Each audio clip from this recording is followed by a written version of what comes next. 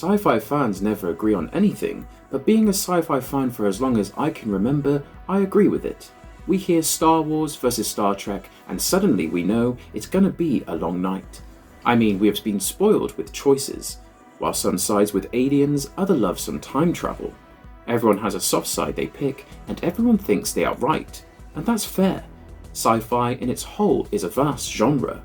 But we see a change in sci-fi in the 2020s. Instead of just a cool concept, we now see how every sci-fi element comes together to make the story exist. Now, it isn't just about galaxies or the fight between good and evil. Well, most of it still is. But sci-fi has started holding up a mirror uncomfortably close to the society, and it seems the decade isn't done yet with Star City and Neuromancer in line. But for now, let's explore 12 sci-fi series from the 20s that might just break your brain a little, but are absolutely worth it. So, let's get into it.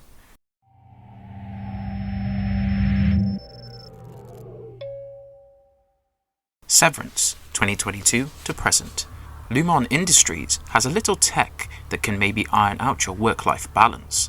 And by little tech, I mean a new brain procedure that splits your mind into two versions of you. One is your work self, called an innie, and the other is your home self, called an outie. So basically, once you're inside the office, you forget your real life. Once you leave, you forget your work life. Sounds too good to be true, innit? But that's the whole plot of Severance, Apple TV Plus's sinister sci-fi series, directed by Ben Stiller. And man, what a premise! The story follows Mark S., played by Adam Scott from Parks and Rec, and he chooses Severance partly because of the recent death of his wife. And look, I do not blame him. If life hands you pain that brutal, who would not at least consider leaving it outside the office for 8 hours a day? But of course, Mark doesn't have an inkling that Lumon is a corporate maze with more than just cold office rooms. Soon, Mark's office life starts to bleed into his outside life, and the show forces him to question what he does at Lumon every day, because no one gets to live two lives. And just for a second, let's assume you can split the memories, but what about the soul? Severance has that old 1970s paranoid thriller flavour, with control going hand in hand with surveillance. Ben Stiller really cooked with that work-life balance fantasy and turned it into a proper dystopian satire. His direction in the early episodes gives the show a visual appeal that is foreboding yet playful. Theodore Shapiro's score also deserves appreciation because of the way it moves through the series and makes everything hauntingly uneasy. And because it arrived after the pandemic, the whole work-life balance angle did seem relatable to a large chunk. The series asks the most Black Mirror-style question possible, whether you would sever your work self and home self forever if both versions of life seemed better. You paused there, did you not? Severance skillfully balances concept and character together. Adam Scott plays Mark with that tired sadness while the world around him keeps turning. And the idea of another version of yourself, totally different and aloof from your present version. How cool does that sound? I mean, who wouldn't want to meet another version of themselves? Terrible idea, obviously, but still tempting though. The Emmy and Peabody winner has been renewed for a third season.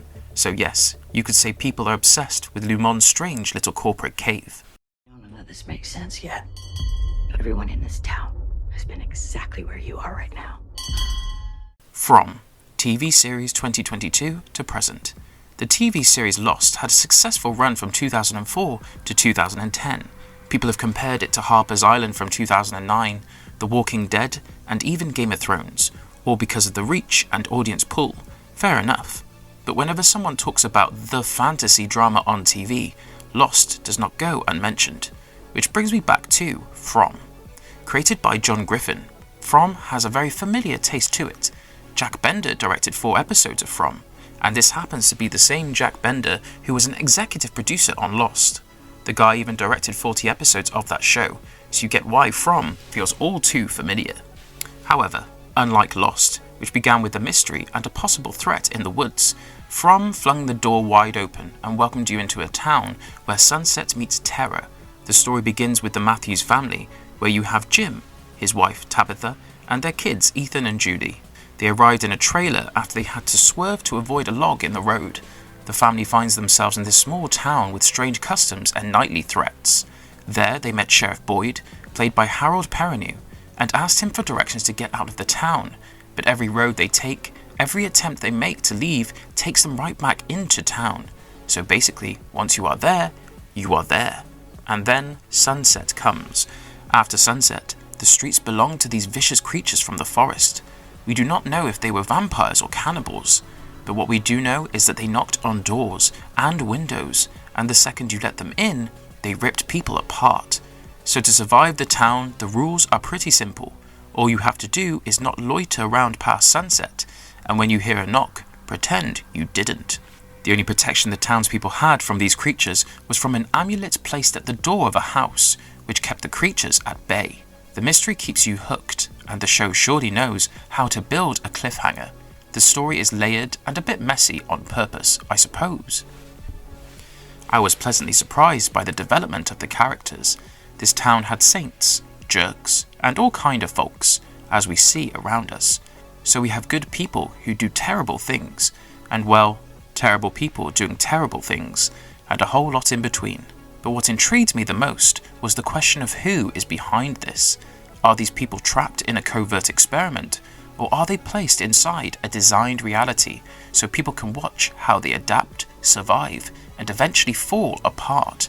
And if that is the case, then there must be observers. And if there are observers, there may also be insiders. So who inside the town knows more than they say? And what about the creatures in the forest? Are they former townspeople who died and turned into those things? Or are the fears and nightmares of the dead now part of the forest itself?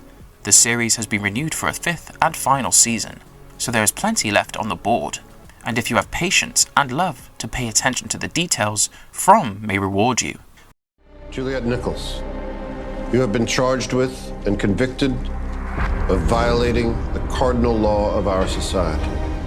Silo, 2023 to present. Adapted from Hugh Howey's sci-fi novel series, Silo tells the story of the last 10,000 people on Earth who live inside a massive silo, which is more than 100 levels deep. The world outside is no longer inhabitable because a toxic airborne event has made the outside world deadly for humans. The people living on the silo have little to no memory at all. They live inside this vertical concrete world with rules that they have to follow and live with the fear of what actually lies outside their windows. Anyone who chooses to leave the place either vanishes, never to be seen again, or simply drops dead. Graham Yost and his writers used a non-linear structure to reveal this world bit by bit. The world of Silo has strict rules and a system built to control bodies and information. It hits a little close to home because while Silo is a sci-fi, plenty of scenes remind you of the issues like the unchecked power, the justification of genocides, and militaristic rule that we see in the real world today. The production design is done by Gavin Boquette, and deserves a proper salute because, after a while, you stop asking where the set ends. Atli Ovarson's score also does a lot without overpowering the flow of the series. Charlotte Morris' costumes fit the world perfectly. We see bright colours very rarely, and when they appear they do have a reason. The show even has a stunt-heavy action too, so it is not all people whispering in corridors and staring at metal walls. But if you only care about answers, Silo will test your patience. Season 2 also gets much darker in a literal sense, as a large part of what takes place happens in dim light or inside the beam of a torch. Season 3 premieres on July 3rd, 2026, and I can't wait to watch what it has in store for us.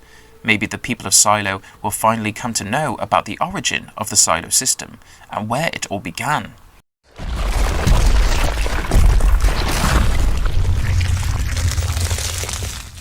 The Peripheral TV series 2022.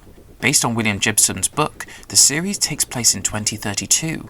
Our main character is Flynn from North Carolina, who lives with her brother and mother in the Blue Ridge Mountains. Flynn and her brother, Burton, are trying to get by like regular people. They play simulations through virtual reality headsets to earn extra cash. Flynn's brother then brings home a new prototype headset and simulator from a mysterious Colombian company to do a test run. When Flynn puts on the headset, she finds herself in the future in 2099 London, and in a reality that first looks like a video game tutorial. There are arrows on the road to direct her vehicle and teach her commands. Another cool thing that Flynn could do was that she could peel back her own skin and reveal a robot hand. However, This was no regular virtual reality. If Flynn is hurt in the future, her body would show those scars here. The Peripheral is worth a try if you liked HBO's Westworld, or if tech-heavy sci-fi is your jam. The future sections can get a bit gamey at times, but the world can be complex enough to make your brain reel. Chloe Grace Moretz plays Flynn and keeps the character of Flynn human, even when the plot is too much for your brain to handle. She makes sure we stay with her when the show messes with our heads, and I am 100% sure it will.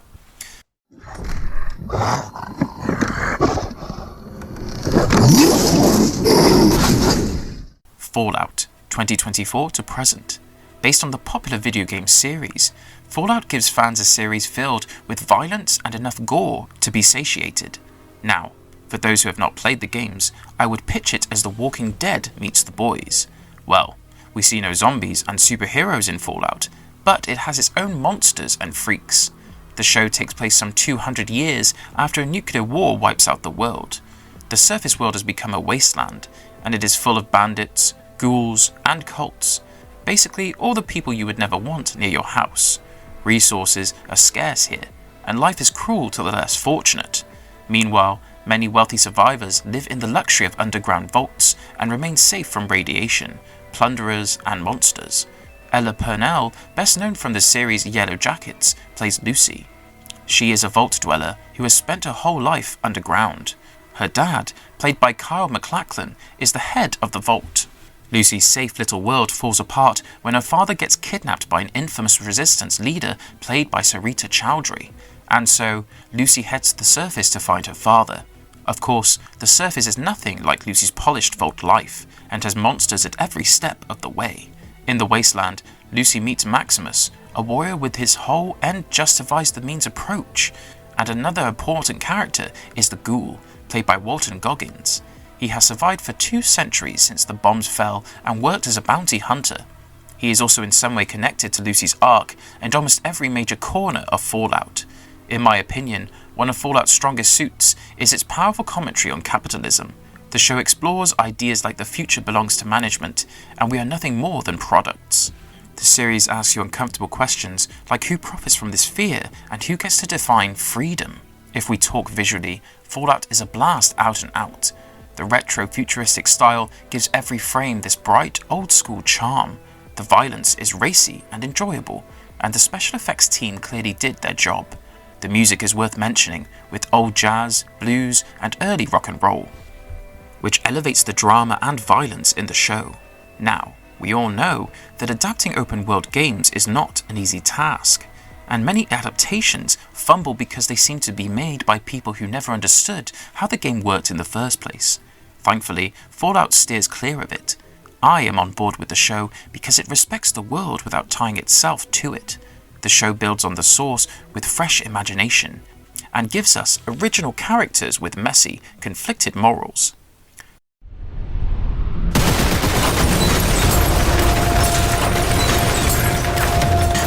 Cyberpunk Edgerunners TV series 2022 to present. Netflix original anime Cyberpunk Edgerunners joins hands with Studio Trigger and is directed by Hiroyuki Amayashi, famous as the man behind the series Gurren Lagann, Kill la Kill, and Promare. The story centers on David Martinez, a teenager from Santo Domingo in Night City. David goes to Arasaka Academy, a super elite school where he gets bullied and beaten down. Yet, he keeps at it because he did not want to disappoint his mother, Gloria, who wants a better future for him. Poor Gloria, after all, worked hard to pay David's heavy tuition fees and keep the house afloat. But when Gloria dies suddenly in a senseless shooting, David's world comes crashing down. With no one looking out for him, he drops out of school and becomes an edge runner, a high-tech mercenary in the black market underworld. David then teams up with Lucy, a mysterious data thief who targets the richy-rich of society. She is also a netrunner, which in cyberpunk terms means an expert hacker.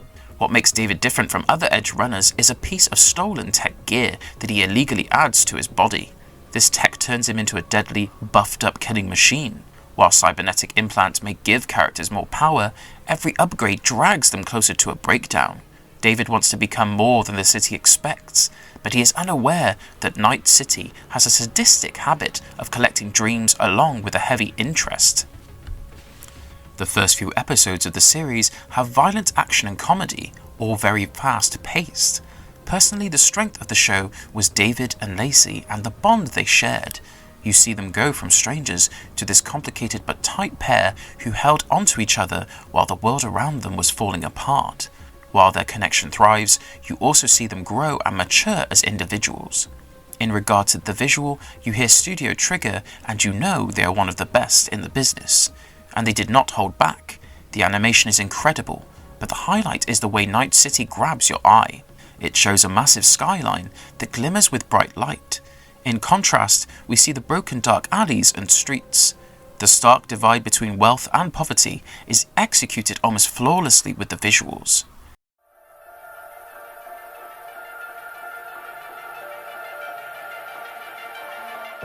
Alice in Borderland, TV series 2020 to 2025. Alice in Borderland is based on Haro Eizo's manga, and here we meet Arizo, Karabe, and Chota, 3 aimless teenagers in Tokyo with no drive in life. However, it all changes one afternoon. In the blink of an eye, the trio finds Tokyo almost desolate. While the city still stood, the people were gone, and the streets look abandoned. Only a tiny fraction remained, and they were all dragged into a strange alternate reality. Electrical devices were dead, and now an unknown force controlled the rules of the city. The new rules were to stay alive. People must take part in games. Each game had its own goal and its own difficulty. Obviously, the higher the risk, the greater the reward. Only and only if you survive, because if you lose, you die. And that happened in front of others, and often in the most gruesome way. Arisu became part of a loose group of survivors who were all dealt the same hand.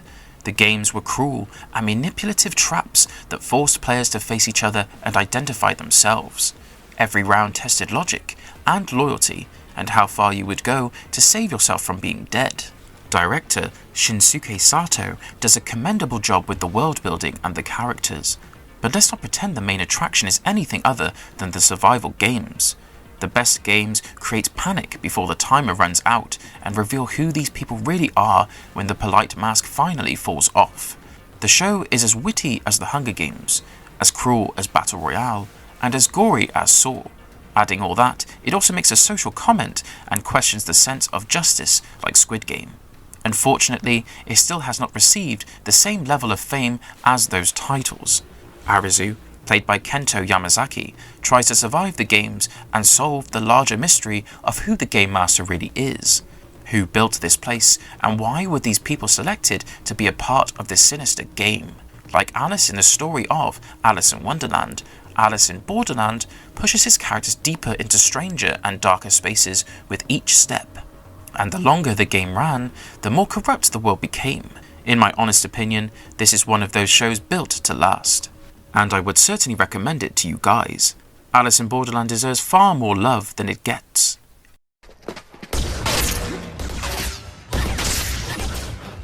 Andor, 2022 to 2025. While Star Wars has its place among the kids and adults alike, Tony Gilroy's Andor is a mature take beyond the ships and the lightsabers.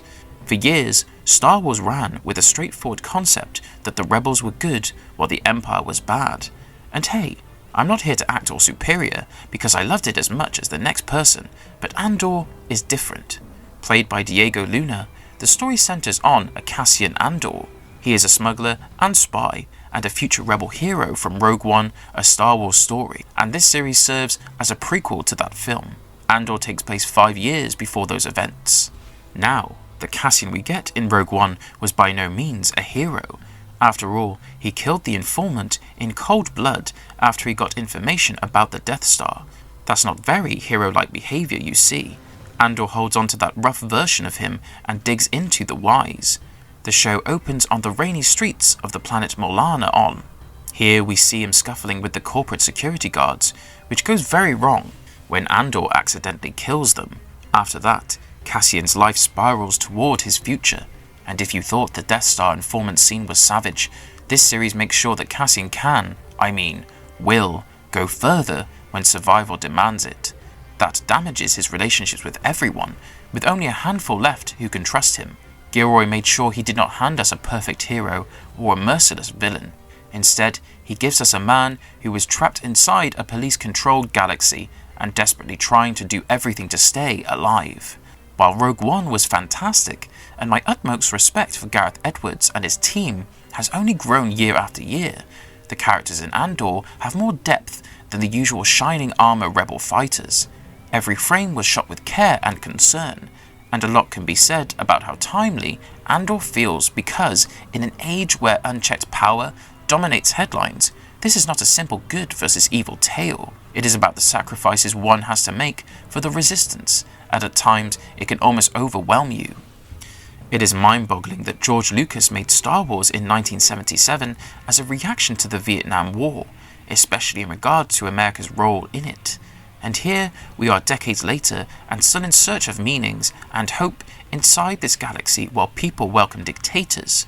So no, I am not naive enough to think Andor might actually stir a revolt. But if even a handful of people who watch this show find the steel to resist tyranny in any small way, they can. That's more than enough.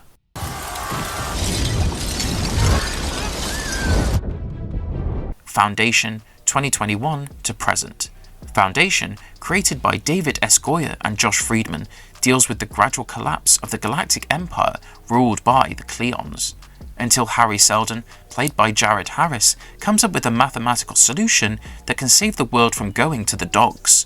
Harry was a genius mathematician who studied numbers and history. In one such finding, Harry figures out that the empire ruling everyone will collapse in 500 years. But this public reveal gets him in serious trouble, along with the people closest to him. While all this brainy doom talk was happening, the Starbridge, a space station in the sky, was destroyed. It fell over the planet and killed 100 million people.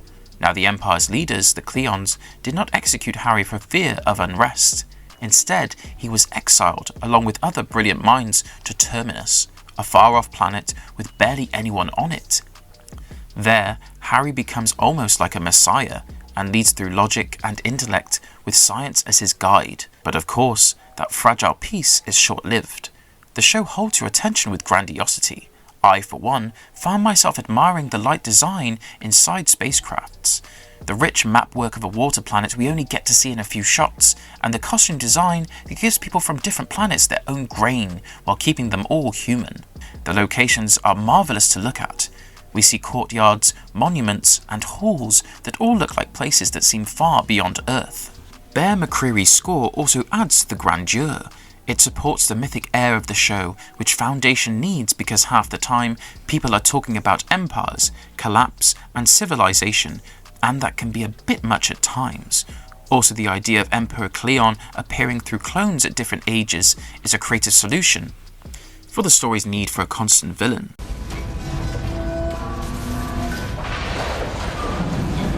Three-Body Problem, 2024 to present. Based on Liu Cixin's novels, we get the three-body problem from David Benioff and D.B. Weiss, the same duo behind the epic Game of Thrones. We also have Alexander Wu as the co-creator, who was also the writer for the HBO series True Blood. So, you know, the dream team who could handle large, messy stories was at work. The story began in the 2020s with a series of deaths in the scientific community. This ultimately brings together a group of friends called the Oxford Five. We have Jin Cheng, Saul Durand, Augie Salazar, Jack Rooney, and Will Downing. Suddenly, Augie began seeing a countdown in front of her eyes. Who said that and why? And what happens when it hits zero? Things only get weirder from there. The show also jumped back to China in the 1960s during the Cultural Revolution. Here we meet Ye Wenji, a young astrophysicist who watched her father get executed for his out-of-the-ordinary scientific beliefs.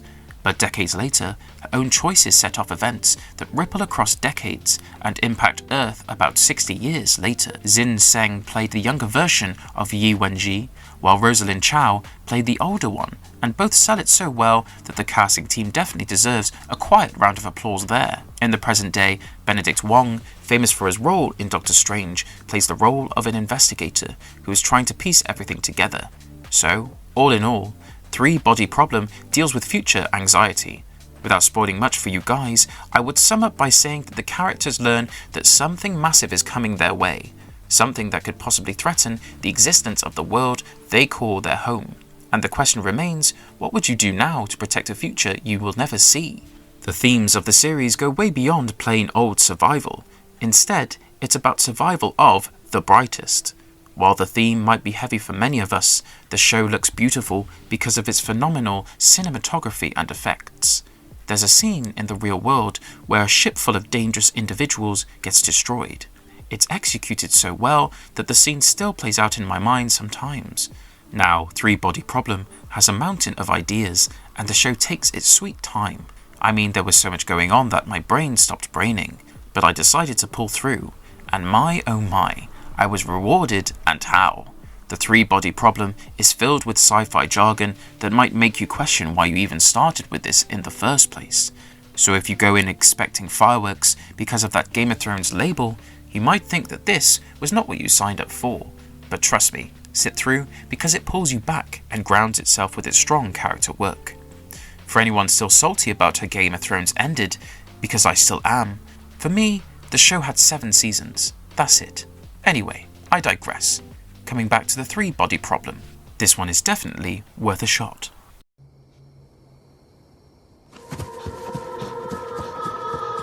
Devs 2020. Devs is the brainchild of Alex Garland, and it does not have the simplest storytelling. But come on, would you expect any less from the guy who directed both Ex Machina and Annihilation? And with Devs, Garland plays that same long game again. It drags his feet and drops hints here and there just to let it linger a little longer. Only much later does it start to reveal what it is really about, and when it does, oh, mind blown. The story follows Lily Chan, played by Sonoya Mizuno, and if you have seen Garland's earlier work, you might just recognize her. She was also in Netflix's Maniac. Here, Sonoya played the part of Lily, a software engineer. She works at Amaya, a tech company run by Forrest, played by Nick Offerman. Named after Forrest's daughter, Amaya is like a typical Silicon Valley giant, but inside it there is this secretive division called Devs. Lily's boyfriend Sergey is promoted, but soon after his first day he disappears. After that, Lily takes it upon herself to find the truth behind her boyfriend's disappearance and what really goes on inside the 4 walls of Devs. Garland sticks to his usual character style, and Lily fits right in with the kind of protagonists he writes.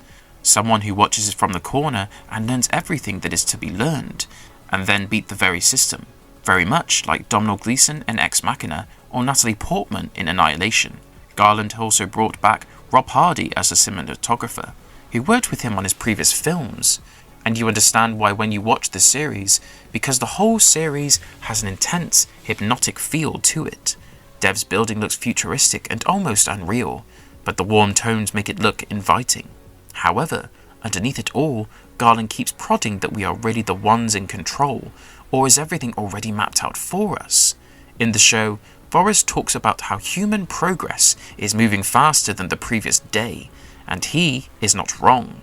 We have indeed come a long way from cave paintings to new ways of communication every few hours, but that idea feeds into the bigger question the show keeps asking you. Is the creator completely good or completely evil? Now Garland has this style which almost comes across as distant at times, but if you stick with it, it pays off. This show is certainly not something you could half watch while scrolling through TikTok on your phone. Trust me, you will lose the plot in minutes. But who am I kidding? Even if you give it full attention, it still leaves you with a lot of questions.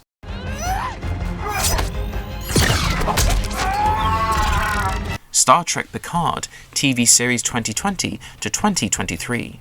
Jean-Luc Picard, played by Patrick Stewart, now lives a quiet life in France after walking out of Starfleet in protest. Through flashbacks and a very strained interview in the present, we learn that the synths attacked Mars, and when Picard tried to lead a massive evacuation of Romulans before their star went supernova, Starfleet panicked and abandoned the rescue of the Romulans. This resulted in a tragedy where only a fraction of Romulans survived, and thus Picard walked out. In the present day, a woman named Daj is hunted by Romulan assassins from a secret group called Zat Vash. She finds herself making way to Picard's vineyard without a clue why she did so. Turns out, Dahj is not a human. She is an android and the daughter of Commander Data, created through fractal neurogenic cloning. And if one remembers Commander Data's fate in Nemesis, that's gotta hurt. Poor Guy sacrificed his own life to save Captain Picard. Before Picard can even process everything that's happening, Dahj is killed by the assassins. Picard later learned that Dahj has a twin sister named Soji, and she worked on a decommissioned Borg cube under Romulan control. When Starfleet refused to help him, Picard built his own team to carry out this unsanctioned mission. Picard explores some serious topics like politics, AI, religion, power, all the stuff people argue about at 2 AM. But it does it in that very American TV way and keeps things digestible. The show stresses that it is humanity at the centre of it, and the people in charge have a duty to protect one another. It also reminds us that we are on our own when it comes to choices and consequences. So you get that Picard is not here just for the rush. So, those are my thoughts. Please feel free to let me know your thoughts on the same in the comments section below. This is me signing off. And as always, don't forget to smash the like button if you enjoyed the video and subscribe to the channel for more such content. And we'll see you next time. Have a good one.